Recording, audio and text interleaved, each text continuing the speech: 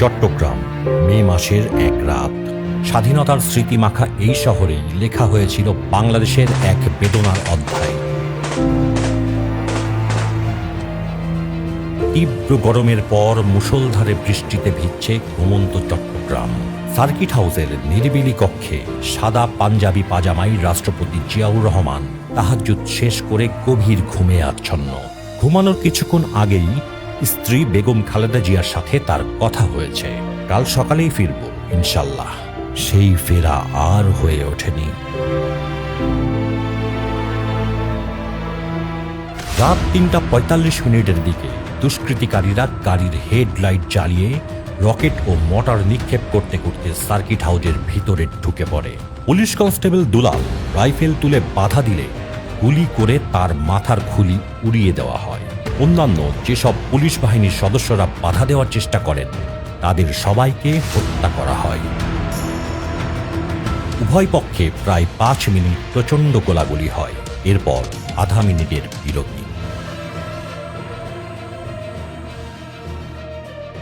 আবার গোলাগুলি শুরু হয়। এবার ৩ থেকে ৫ মিনিট কাল গোলাগুলি চলার পর সব চুপচাপ হয়ে যায়। গোলাগুলির শব্দে প্রেসিডেন্ট ৪ নম্বর কামরার বাইরে চলে আসেন। ইতিমধ্যে সিঁড়ি বেয়ে ওপরে উঠে আসা কয়েকজন সিঁড়ির কাছেই তাকে ব্রাশ ফায়ার করে হত্যা করে।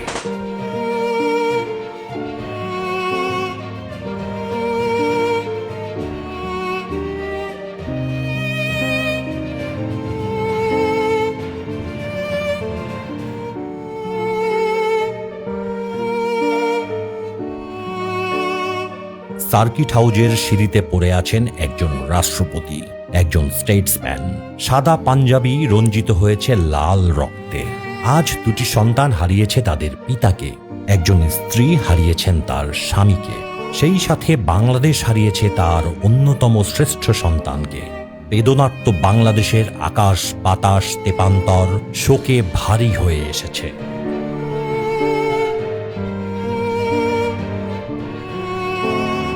বিদায় বিদায়, এ অভাগা আজ নোয়াই শির।